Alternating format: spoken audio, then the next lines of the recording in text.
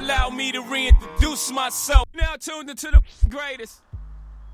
Welcome everybody to another episode of the Supreme Decisions Legal Minute Podcast. And today I want to give a great shout out to Philip. He is the sponsor of today's episode. Now I'm going to get right into it because this is one that's kind of near and dear to my little heart. And the reason why I say it that way is because it's about criminalizing life for profit.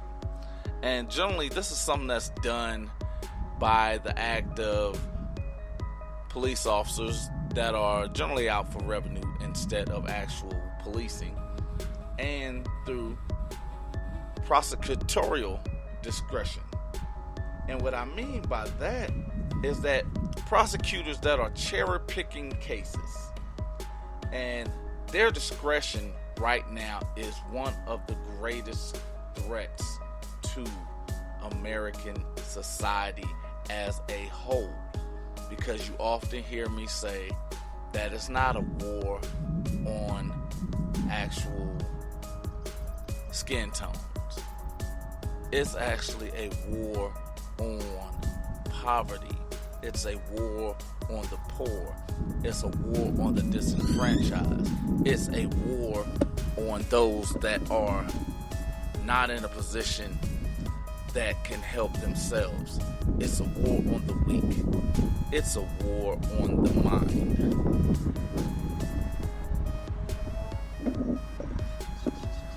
And today,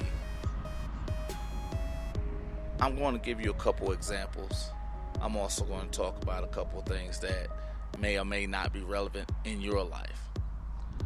But nonetheless, we're going to talk about them. And when you see this or hear this or watch this or however you're going to do it, you're playing it on your radio, you're listening to it on YouTube or some other platform, I want you to leave me a comment. It might take me a while to get back to you, but I'm going to get back to you because I often don't get notifications of those comments. But I do want to hear them. I want to read them. I want to see what you're thinking about. I want to see your take on what it is that I'm talking about. I want you to be engaged. I want this to be the Supreme Decisions Legal Conversation Hour, because the whole point of this is about educating us, because that is the one thing that everybody's trying to take from us. They're trying to make sure we don't have the things that's necessary for us to defend ourselves. They're trying to make sure we don't have the things necessary or even the confidence to defend ourselves. And they want us to believe that everything that they're telling us is right and true, and that they are the ones that are doing the things for our good, when in fact we're seeing otherwise. But of my examples, I want to start off with a familiar guy, but not so much. But it's the police chief of the city of Houston, Art Acevedo. Now, if you follow me on Twitter, you'll see that I actually did a retweet of something he did because, what he did was good. But in this instance, he did something that was irreprehensible. He did something that is very familiar. He did something that kind of solidifies the stuff that I say, because he did something that played on our intelligence. Police Chief Art Acevedo attempted to convict Michael Bennett, the football player, 6'4", 278 pounds.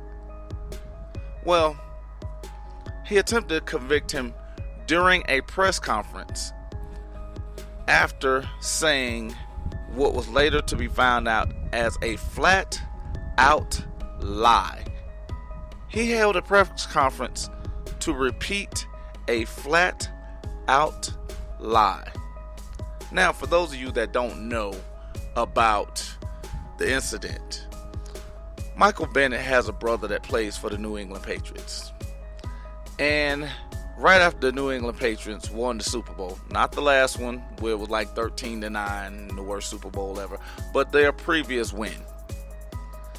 Michael Bennett, right when the game was over, ran through the tunnel and ran out onto the field to congratulate his brother. Because Michael Bennett, I believe at the time, played for the Seattle Seahawks, and he was not in the Super Bowl, but he was at the Super Bowl. Well, the story came back that Michael Bennett had knocked over a quadriplegic woman in her 70s, and he had to turn himself in to police,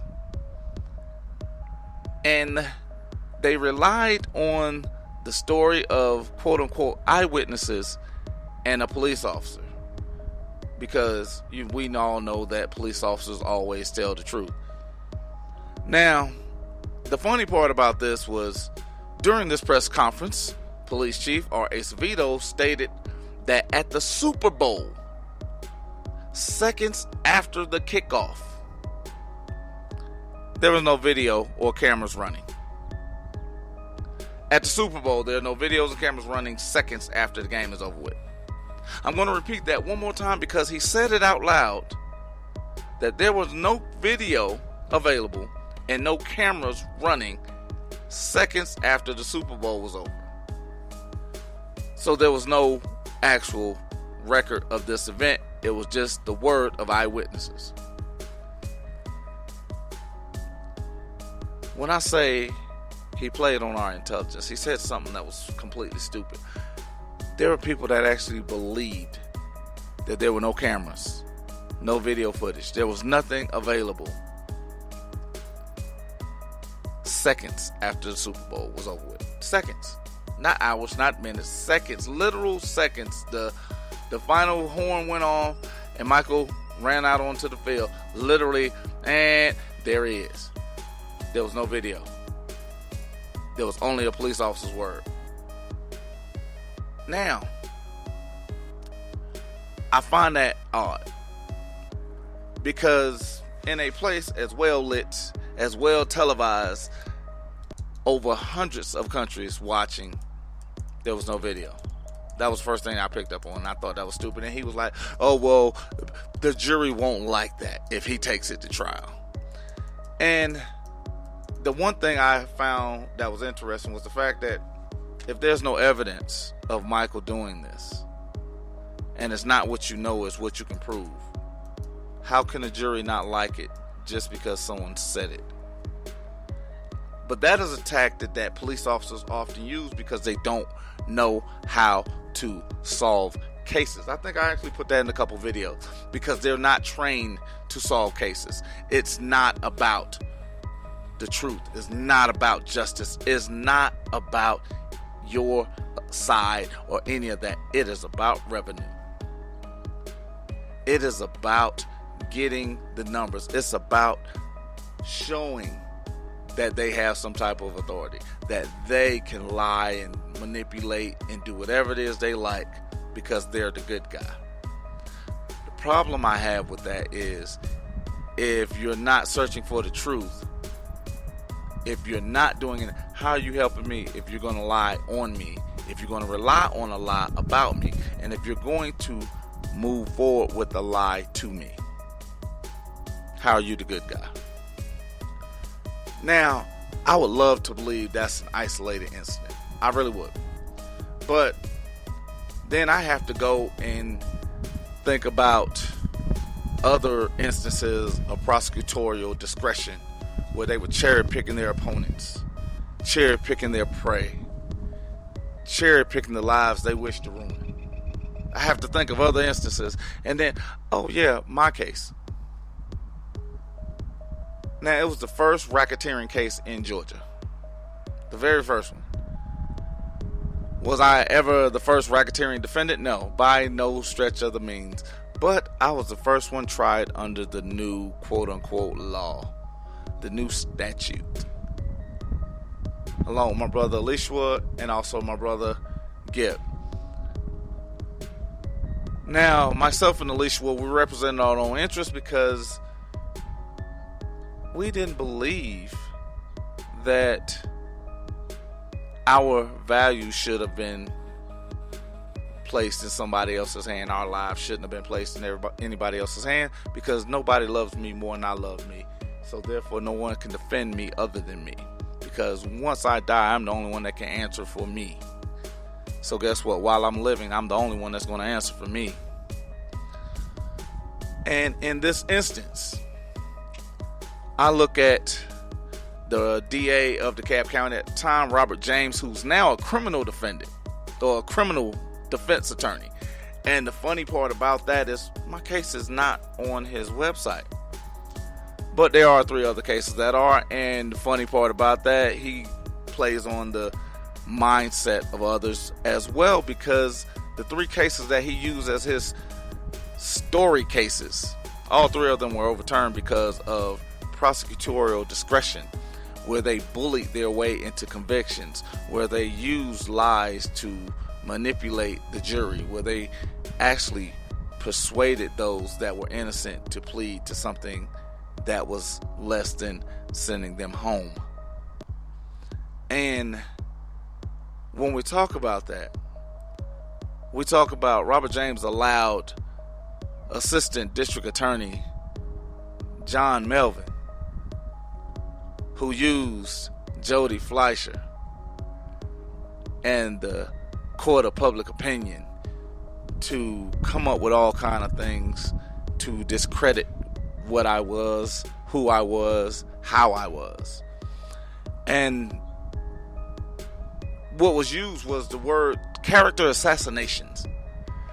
And I actually had a day where I spoke with John Melvin, and the thing was, it was personal for him. Have no idea why. I had never spoken to him or done anything to him that I know of prior to that day, but he refused to shake my hand. Everybody around me shook my hand. Even, because again, it's business. It had nothing to do with law. It has nothing to do with guilt or innocence. The only thing they cared about was revenue. And at the time, I was in a position of stopping revenue. Why? Because I was teaching people how to fight. I was almost taking people by the hand and forcing them to fight. I don't do that anymore. I help those that I choose to help, and those that I don't, it is what it is. But in this instance, I was helping those fight, and I was almost forcing others to fight, in which that was not what they were actually looking for. So Robert James allowed John Melvin to attempt to character assassinate me with Jody Fleischer. And the one thing, I looked him in his eye and I told him, I said, I had to use Young Jeezy. You can't assassinate my character because I'm not acting. This is who I am. I am the asshole that you're looking at. I'm the asshole that you listen to. I'm the asshole that was too stubborn to just take it. You're not just going to say anything to me. I'm the asshole that don't listen to a lot of stupid. My level of stupid tolerance is very, very low. So you just can't say anything to me and it just ride off. And it's easy. It's cool. We're good. No, you're not going to say stupid shit to me and it's okay. You're not going to threaten me and not expect a repercussion. You're not going to be saying anything about me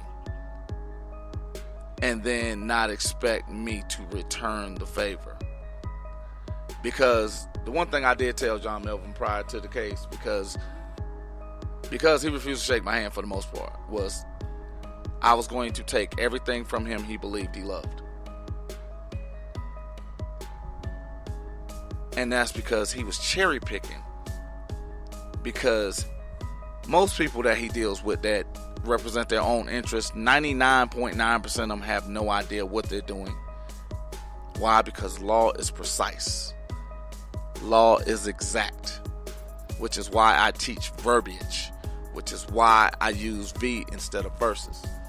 Which is why whenever I illustrate probable cause, which is why whenever I talk about taking the contract apart, the citation, the verbiage I'm using is one of exactness.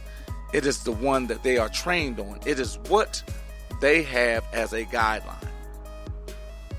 It is what is spoken in each in every courtroom across this country. That is what I'm giving you. And I keep it about law. I keep it about justice. I don't give a shit about their profit. And the only thing that I want you to understand is the nature of the beast never changes. They act as cogs of the machine. They keep the wheels spinning because they don't know anything else, because they believe what they're doing is correct. But the problem is, the one thing they've vowed to uphold and work towards, they choose to work against. And the second they do that, the second they infringe on what was given to me, not by them, but by God, I got a problem with that. And as you know, when John Melvin lost the case against us, the first thing he did was lose the things he believed he loved, and one was a judgeship in Georgia. I'm going to say that one more. He lost the one thing he wanted all of his life, which was a judgeship in Georgia. I was able to take the thing he believed he loved. All he had to do was beat me. But he was not able to do it because I stood on law. I stayed exact. I stayed within the confines of justice. I didn't care about my side. No one cares about my opinion. No one cared how I viewed the world. And that's cool, because none of that has anything to do with law or their procedures. The only thing I cared about was what was violated, who violated it, and what was going to happen after the violation. Because I was born to fight, I was bred to fight. And if you look at me, you understand why I fight. And these are the things that I want to illustrate to you, because just like standing, you can't stand for someone else. Everyone has to stand on their own. You have to stand up to the criminalization of life for profit. When these prosecutors are cherry picking these cases, they are choosing people they feel are weak.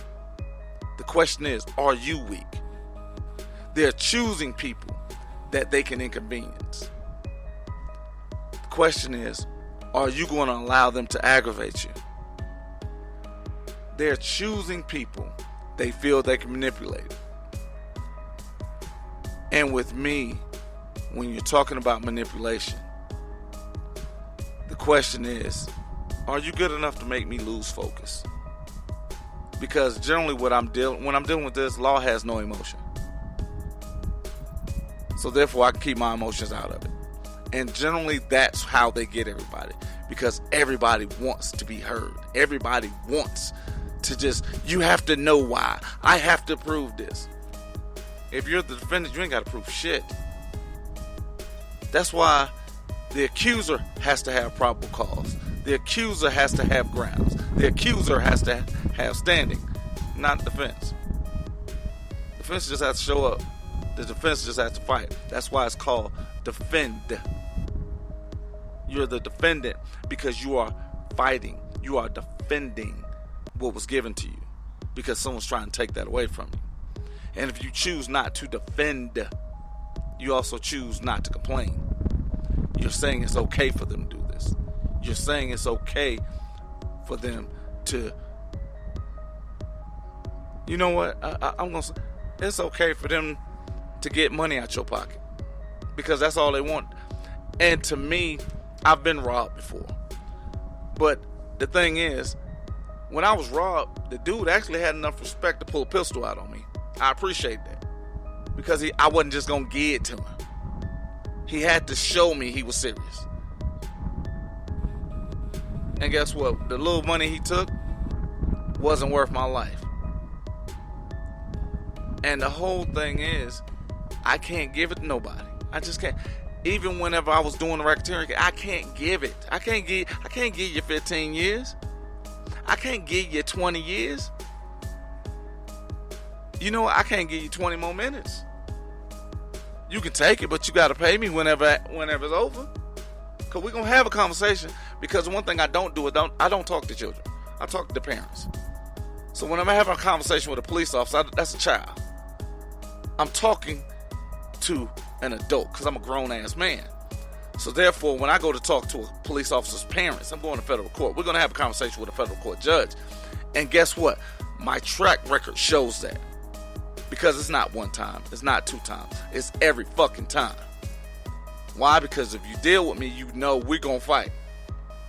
You writing a citation, you know we're fighting. That's your contract. I'm Floyd Mayweather. Let's go.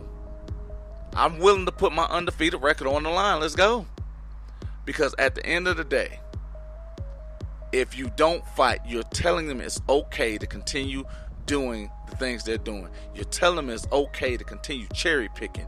You're telling them it's okay to do the things that they swore not to do. And not to get too far off of Houston, and I'm actually going to pick on Houston a little bit, because you got Harris County and Fort Bend County, and right now we got a new DA in Fort Bend County down in Houston, Texas. And the new DA, and I'm going to apologize to you right now because I did not write down his name. But the one thing I want to point out was the fact that this young man came in. He fired 40 staff members. He got rid of most of the prosecuting staff. He's that guy. He came in, he did what Magic Johnson wanted to do with the Lakers. But guess what? We coming back. But that's not here nor there. But this young man came in, he cleaned house because he wanted to make sure that the DA's office, who had the reputation of being corrupt, who had the reputation of being slack, who had the reputation of not being the right people in office, he wanted to get rid of that. But now we're going to talk about a couple of his cases. Because this young man has a group of people that he brought in to push his agenda. And what's getting in the way right now is prosecutorial discretion. Because they're cherry picking opponents. They're cherry picking their prey. They're cherry picking the lives they wish to ruin. And one case, there's a young man who over 2 years ago had an issue with a young woman. And the great thing about it was the fact that he had the whole incident on tape. There's a video of it. It's been sitting in the file for 2 years. And originally, because people watched the video, the case was dismissed. Nothing was thought of it. But this young man, new DA in Fort Bend County, decided that he was going to let his team take a run at it. Why? Because they're pushing his agenda. So now what these young people do, they come in and they issue a felony warrant for this young man who's in another city. Doesn't even live in Houston. He's hundreds of miles away. And he has to come in. And the first court appearance, and notice I said first because there was 3 that I know of at this moment. And the question that was asked was, okay, you want me to take a plea? Right? Because they didn't ask about anything other than taking a plea. Take a plea. We need a conviction on the record. Take a plea. This young man's attorney asked, have you seen the videotape? That was the first question. Why? Because it's been sitting in the file for over 2 years. And it was originally the reason this case was never prosecuted. But they're using this young man's agenda because they're pushing it. Because they're picking their opponents. They're picking their prey. They're picking the lives they want to ruin. And the problem was, they never opened the fucking case. But they wanted him to take a plea.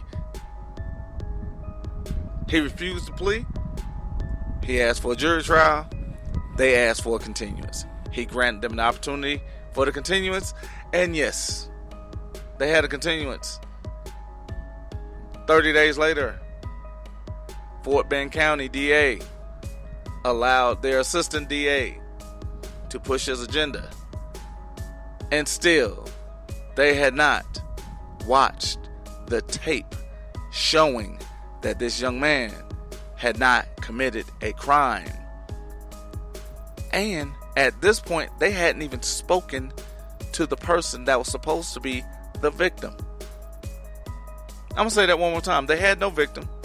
They had a videotape that they had not watched, and a file to which showed innocence.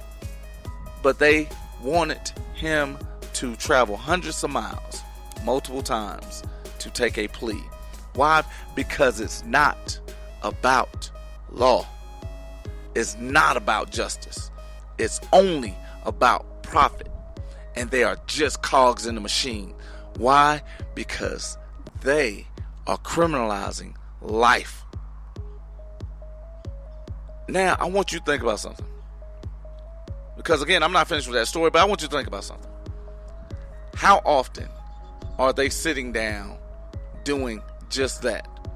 Because I talked about almost 80% of Americans are living paycheck to paycheck. How many Americans can afford? I'm going to say that. How many can afford to go to court multiple times? Not very many. And guess what? They know that. And they will push that. Because that's why they do continuous after continuous after continuous after continuous after continuous after continuous. Why? Because they're trying to wait you out. They're trying to push you to aggravation. They're trying to annoy you. Why? They're trying to be an inconvenience to you. Which is why one of my favorite things is the speedy trial motion. Because once you file it, they have to do something. They can't get a continuance. But the great thing about it, even as the defense, you have to agree to the continuance. Most people don't even know that. But another one of their tactics is because you can't go month after month after month after month, hundreds of miles, or even 20 miles. Maybe you got to miss work one day out every month. How often can you do that? Can you do it every month? Can you do it for 6 months? Can you do it for 12 months? Can you do it for 2 years? I just want to know, can you do it? Well, they're banking on the fact that you can't. Why? Because it's about revenue. Because they're cherry picking you. They're saying you're weak. They found something that allowed them to manipulate you. Because it's not about law. Because law says they got 90 days and max 120, depending on when you file, to get you in front of a judge and jury. Or use prosecutorial discretion to dismiss the case. Which, they're not doing. Why? Because they're cogs in the machine and it's about revenue. And they're only doing it for profit. But they're the good guys. They want you to believe everything that they're saying is right. Yet, what are they doing to benefit you? How are they helping you? Which is the one thing they swore to do. Why are they trying to take something from you that they didn't give you? Because where I'm from, that's called stealing. Where I'm from, that is a criminal act. Where I'm from, that'll get your head bust. So, when we're talking about this, and we're talking about prosecutorial discretion, which just means they're choosing. That's what discretion means, choice. They're making a choice. They're making a conscious decision on you. And in this, even after these young people in the DA's office in Fort Bend County viewed this tape and saw that this young woman had lied in an official police report, they managed to contact her. Alright, so let's go. She didn't support the story that she gave, she actually gave a different story. The problem was there was other audio that was available. So this is why I talk about getting any and all video and audio that's available. Because the audio illustrated that she had lied. Even the audio. And audio was from a different person who admitted they had lied. And they still wanted him to take a plea. Why? Because they wanted a conviction on the record, and they cannot say that they were wrong, because if they admit that they were wrong, they are under the guise of harmless error, to which they are liable, because they don't have the protection of harmless error because they were wrong. Once they admit they're wrong, they are liable civilly to him. But I don't think that stopped him, because he got to continue this. They wanted a plea, had a young woman that lied, had proof of the lie on audio and video, but they still looked for a plea because they can't admit that they were wrong. They need him to be wrong. They need him to be guilty. They need him to pay. Although he didn't do anything. Which is probably why 67% of all convictions that are overturned are done because these people were in no possible means guilty of the crime to begin with. So when you're looking at the fact that every time a police officer makes a decision, 2 out of every 3 times the police officer makes a decision is wrong. Do you really want to trust that? If you're wrong 67% of the time, why am I listening to you? I can't have a dude putting up baseball numbers telling me anything. Why? Because I can't trust anything you say or do. Why? Because you are not consistently right. You are not consistently in the good. You don't fall in those categories. And I actually had a conversation with another young man, because I'm actually going to go back to Houston. I'm going to go back there because, again, I told you I'm going to pick on them a little bit because, again, these cases come from all over the country, but Houston is where I'm at today. And this young man in Fort Bend County as the DA who has his people pushing his agenda.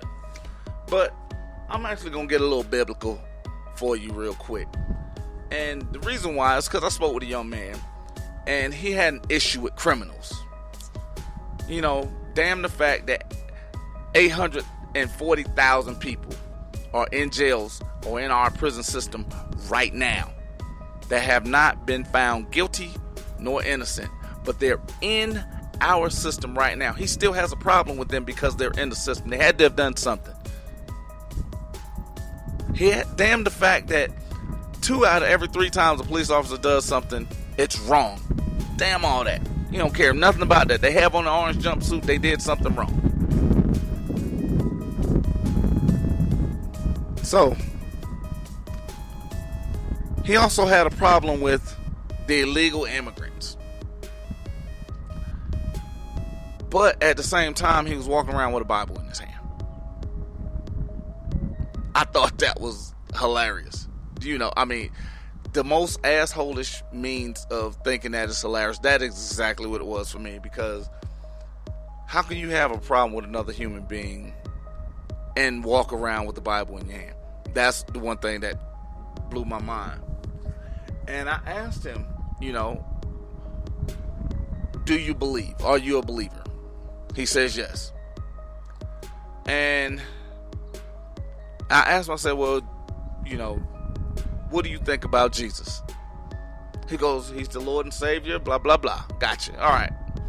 I said, well, would you have a problem with Jesus? He said, no, not at all. I said, you do realize Jesus was executed in prison because Jesus broke man's law, not God's law. Do you still have a problem with criminals?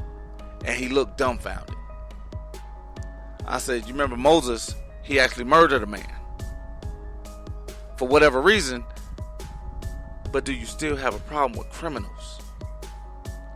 Meshach, Shadrach, and Abednego. which actually were not their names, because they were actually thrown in the lion's den. Why? Because they did not follow man's law. They refused to break God's law. And their thing was they were going to pray when God told them to pray. At the hours God told them to pray. At the time God told them to pray. At the means of when God told them to pray. But they broke they broke man's law. You believe what they were doing, but they broke man's law. So are they criminals? Do you still have a problem with criminals? Paul was bitten by a snake, and the Vikings were like, if he's a bad person, he will surely die. Pretty sure you know the stories of Paul, because yes, he did some crazy stuff. Yes, he did some things that were against man's law. Very few of them was in the actment of breaking God's law. But this young man, after having this conversation, he understood that criminality is understandable if you're breaking God's law, not man's law. Because man's law is supposed to be in harmony with God's law. Because man can't give you rights, only God can. So man cannot infringe on those rights. And when you're talking about prosecutorial discretion, that's exactly what's happening. Your rights are being infringed on.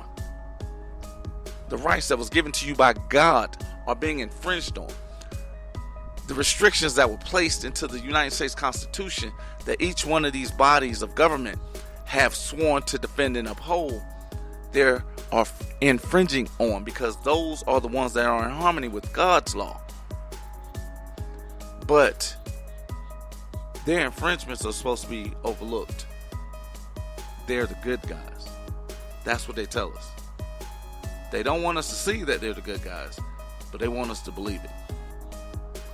And even in the Houston DA office in Fort Bend County, there was an instance of a young woman.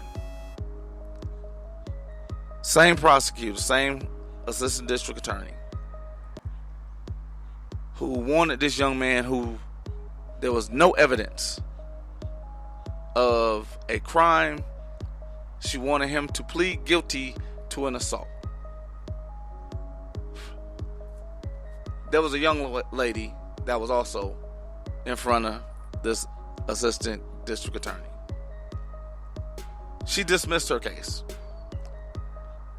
And to give you the quick backstory is that this young woman has at least twice since January 2019 laid her hands on a gentleman that's in her house.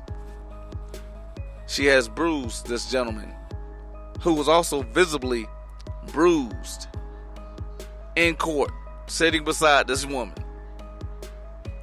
where this assistant district attorney, who's pushing the agenda of the district attorney, stood up and said, we're dismissing the charges because she was probably defending herself. When in fact, this young woman was standing in the courtroom bragging about the physical assault that she had done. Now, I'm going to say this because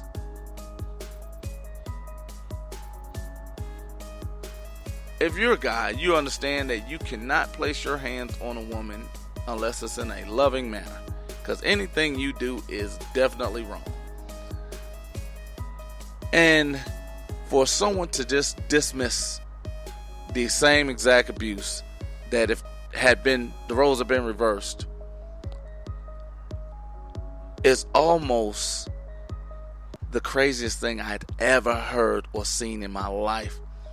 Because you have on two sides, literally, a man who you have video evidence did not lay their hands on anyone, did not break the law.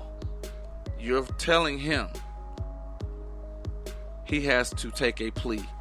He has to accept punishment. he has to submit.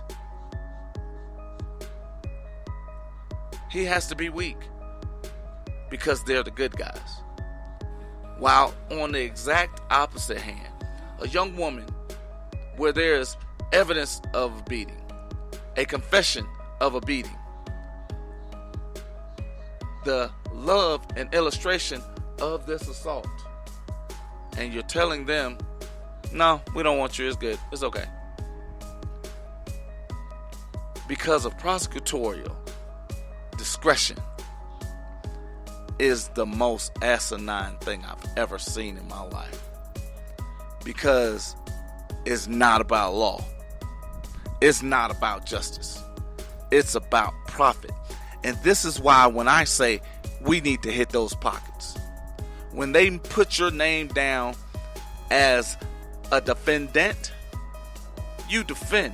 You get ready to fight because you are now in a heavyweight bout. Because at the end of the day, that is your contract. Because what they're doing is fighting for your liberty.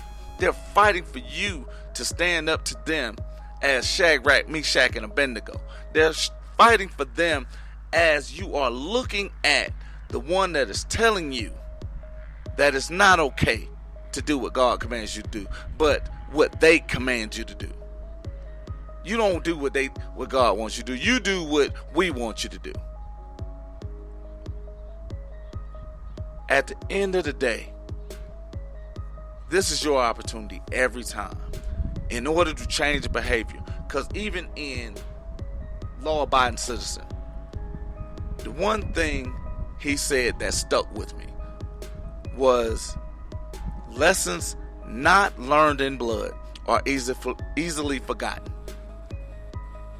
In order for somebody to stop behaving in a certain way, you have to imprint something on them, because the brain only remembers two things: pain and pleasure. You have to inflict pain on them.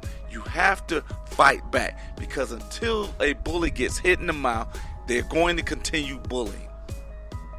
You want to be left alone. You want to live your life. You want to be free. You want to be doing all these things. You have to have discipline. And part of that discipline is making sure each and every person that governs you does it in a proper manner. Because if they're going to work towards your, what am I looking for? If they're going to work towards your benefit, they have to do just that, work towards your benefit. Because anything less than that, they don't need to be there. That's why you have to exercise your constitutional rights. You have to exercise. When you have to get in shape, as soon as they hand you that contract, it's time to start training. You see these fighters, they go through 18-week training camps. They do it 2-3 times a year. You don't have to do it 2-3 times a year, but you have to be ready to fight when it calls. My man Ruiz Jr. came in, knocked out Anthony Joshua with 4 weeks. He didn't need a lot of time. He just needed the phone call. Give me the opportunity to put me in the game, coach. Now he's the first Mexican-American heavyweight champion. Sometimes your opportunity is found in the criminalization of life. Their search for profit, their generation of revenue is set up through their prosecutorial discretion. It's also through those where they're trying to cherry pick and manipulate. You take away those options, they then have to do something different. And lastly, I was sitting down and I was watching the news, and it was the most, well, actually it became common because it was the exact same situation for Cuba Gooding Jr. as it was for this other young man that I spoke about in Fort Bend County. Well, again, for those of you that don't know what happened, let me bring you up to speed. Well, Cuba Gooding Jr. was out at a restaurant enjoying his evening. Now, there was a warrant issued for Cuba Gooding's arrest. Prior to the warrant being issued, Cuba's lawyer flew into the DA's office He sat down with the DA. And unlike my first case, the DA watched 2 hours of tape of Cuba Gooding Jr. while he is out with the district attorney. And after watching 2 hours of tape, it illustrated that Cuba Gooding Jr. never came in contact with the woman that it alleged that he had done something to her. The attorney then shakes the DA's hand, flies back to his office, only to have a warrant for Cuba Gooding Jr. waiting for him. I'm going to repeat that. He flew somewhere, sat down with the DA there, watched 2 hours of video that showed Cuba Gooding Jr. had not committed a crime, that the young lady in question that had been the alleged victim had in fact lied. The DA still issued a warrant for Cuba Gooding's arrest. They wanted him to take a plea. Why? Because even after watching the tape and seeing he did not commit a crime, prosecutorial discretion offered them an opportunity to cherry pick their opponent, cherry pick their prey, cherry pick the life that they wanted to ruin. Because it's not about law, because it's not about justice, it's only about profit, because they are just cogs in the machines, and the nature of the beast never changed. They've gotten to the point where they do wrong so much that they think it's right. Until you stand up, until you say, you know what, damn the inconvenience, because I'm not sure what is more inconveniencing. You worrying about if you're going to be able to provide for your family and have a place to live, to continue working, or are you going to spend time in jail? Or you have an extra $200, $300, $400, $500 laying around for them that you're just going to hand to somebody else, even though you've done nothing wrong? Are you going to make them prove their case? Are you going to make them do what they're supposed to do? Or are you going to accept their lies and bullshit?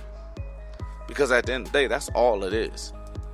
Because as long as you allow them to continue business as usual, by not fighting, by not accepting that contract to fight as the defense, you're telling them it's okay. Come bully me.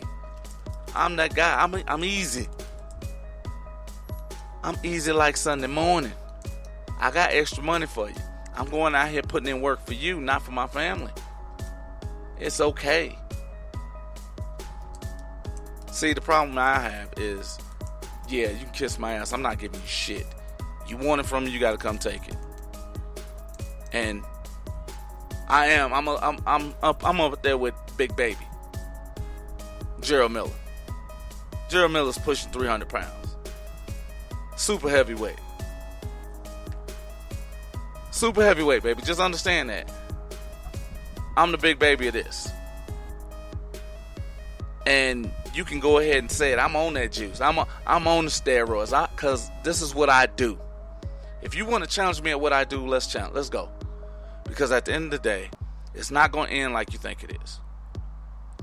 And I am going to go after everything you believe you love.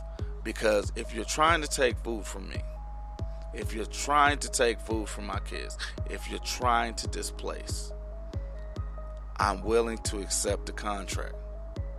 I'm willing to walk in the ring. I'm willing to fight. I understand the verbiage. And as far as I'm concerned, I'm elite at this. I don't just do this. I don't just talk this. I live this. I'm one of the few people that can actually say, yeah, I went pro se, and the case that I won set precedent. You have to look me up to understand how to defend yourself in doing something. I can say that. I am that guy. I am that arrogant. I am that dude. The only thing is, I'm willing to fight. Maybe it's because I'm tired. Because at the end of the day, I grew tired of being stopped by police and just being thrown in jail with no reason.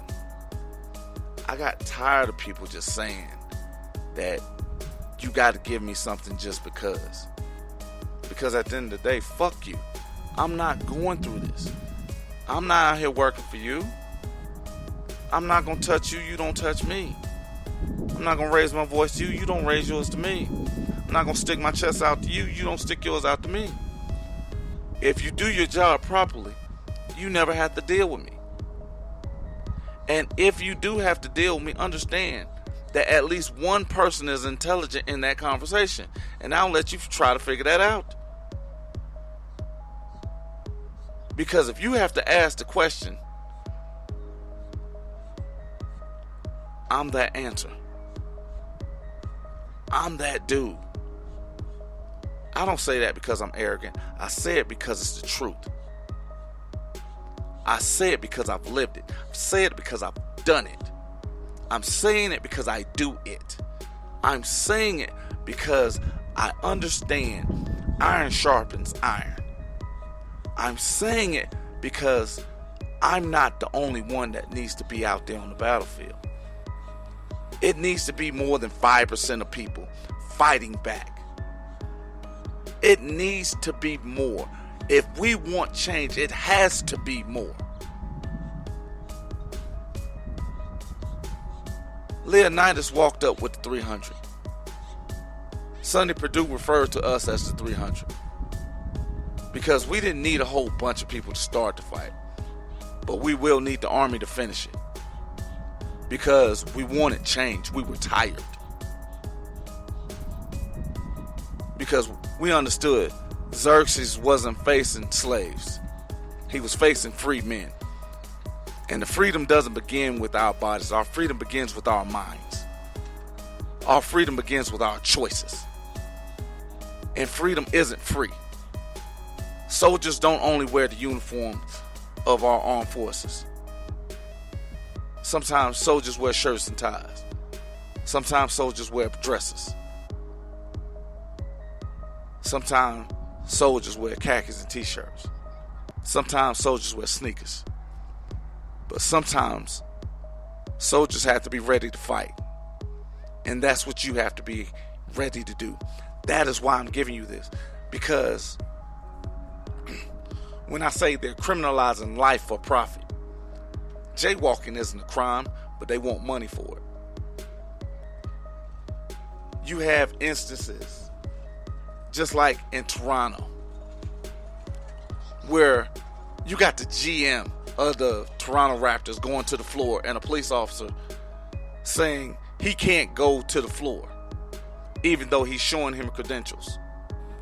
The police officer then says that this man assaulted him and hurt his neck and did all kind of extra stuff, and there was no video. The problem was that guess he didn't realize the arena wasn't where the Super Bowl is. Like, there's video everywhere, and there were people that were standing right beside it, and this good guy, this police officer, the one that did the word that said that everything was his way, came up as a liar. There was video of it saying that the police officer lied. Just like when I did a video on my Facebook page, which I spoke about once before, which is Supreme Decisions on Facebook. And I spoke about the Arizona police officers. I also spoke about several other police officers during that murdered people. And I do mean it the same way I just said that. And even I was in Phoenix this weekend, and I looked at a paper, and the front page of the paper showed that police officers in Arizona kill somebody every 5 days.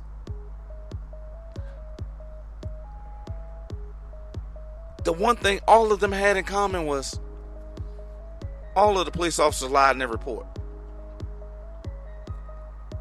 And you hear me being sarcastic whenever I speak about, and you're supposed to be the good guy.